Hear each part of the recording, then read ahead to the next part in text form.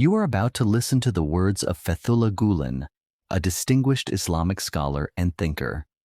In this podcast, you will hear his essay, Worshipping Without Expecting Anything in Return.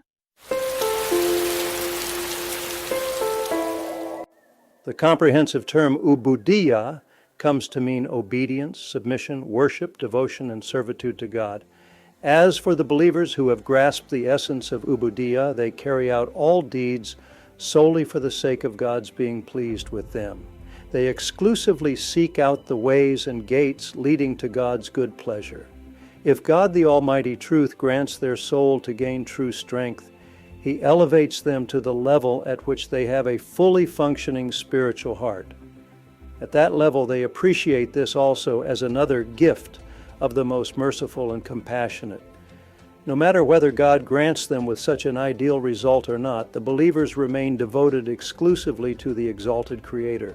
If they experience some extraordinary things and witness some wonders happen, they evaluate them with a sincere attitude like that of saintly servants of God, saying, "A slave as I am not worthy of this gift. Why am I being granted this favor? I sought the greatest treasure when I asked for you. If you are with me, it is fine should I not have anything else, because only when I find you will I have found everything and will have been saved from poverty." By voicing this consideration, the person lives with a complete consciousness of servitude.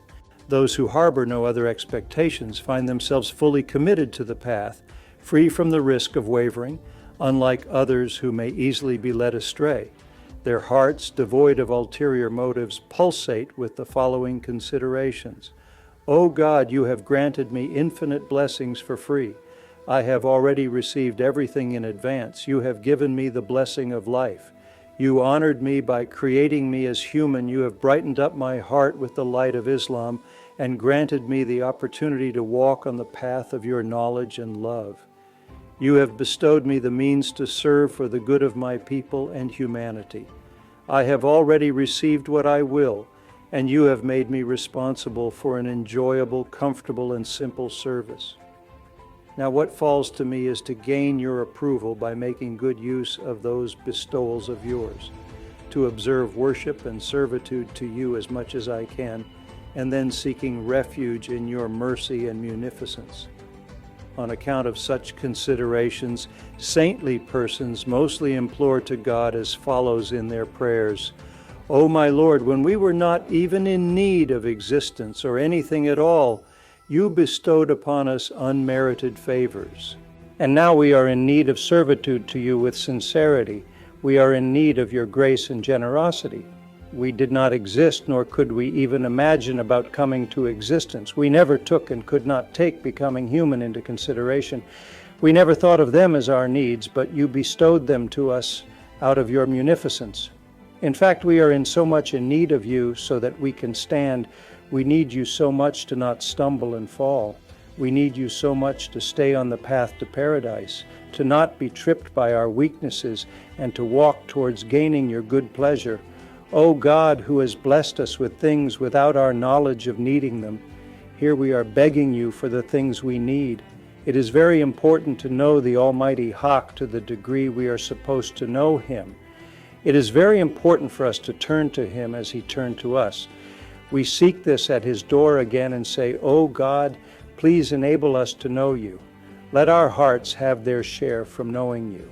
Let our spirits be sated with love of you. Let our hearts never stray, please. Please give us the willpower to overcome Satan and the carnal soul. Diseases such as affectation, where one seeks to display their religiosity for others to see or hear, originate from inherent character flaws and weaknesses in human nature, which manifest in various forms.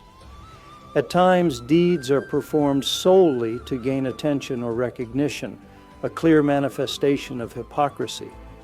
Other times, actions may be embellished to appear profound, seeking admiration from those present. The following depiction of the Quran with reference to hypocrites and the manner they go to the mosque by dragging their feet can be given as example to the first situation. The hypocrites try to trick God, whereas it is God who tricks them by causing them to fall into their own traps. When they rise to do the prayer, they rise lazily and to be seen by people to show them that they are Muslims, and they do not remember God within or outside the prayer, save a little. During the time of the prophet, the hypocrites made an effort to appear like Muslims. They observed Salah with considerations of having a share of the perceived benefits and advantages that seemed important to them. They would come to the masjid unwillingly, pretend to carry out the prayer in their half-hearted way, and then seek to swiftly leave the mosque thereafter. In their attitude and behavior, the hypocrites showed no genuine concern for observing Salah. Their sole aim was to portray themselves as devout.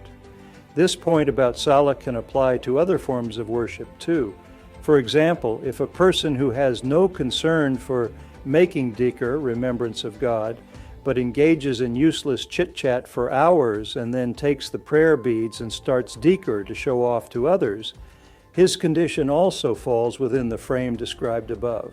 At times, the intention behind an observed deed may not initially be to impress others, but the individual may succumb to the temptation of embellishing it to appear more profound. For example, imagine a man praying alone.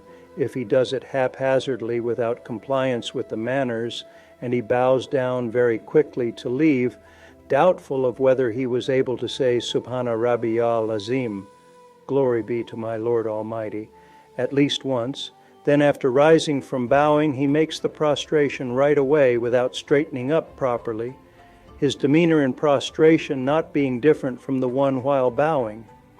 Then the same man who quickly does the bowing and prostration in such a reckless fashion while alone adopts an attitude of observing Salah with great care near others, then that person is committing a behavior that smells of shirk, associating partners with God, as stated in one hadith.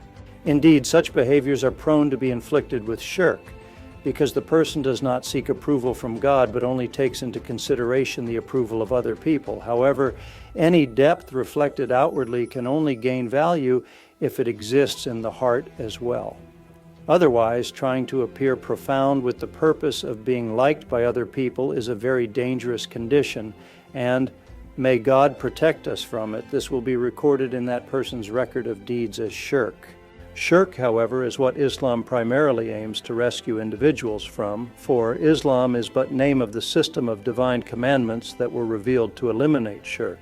Here, let me reiterate the fact that it is because He is God that He is the one that is worshipped, loved, and eternally besought.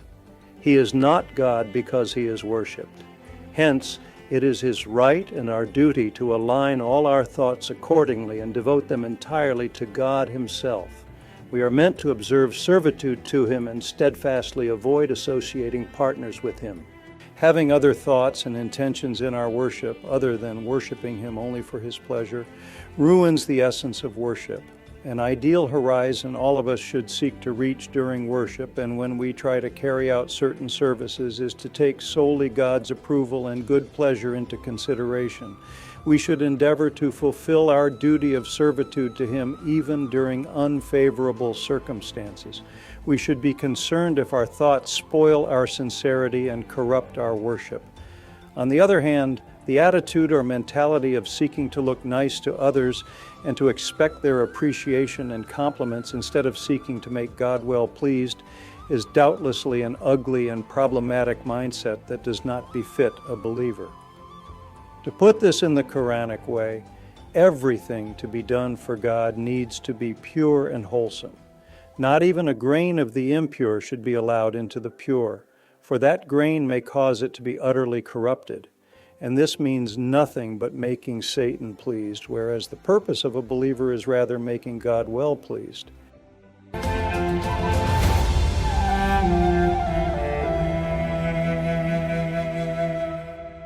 You have just listened to the words of Fethullah Gulen brought to life through an AI-generated voice.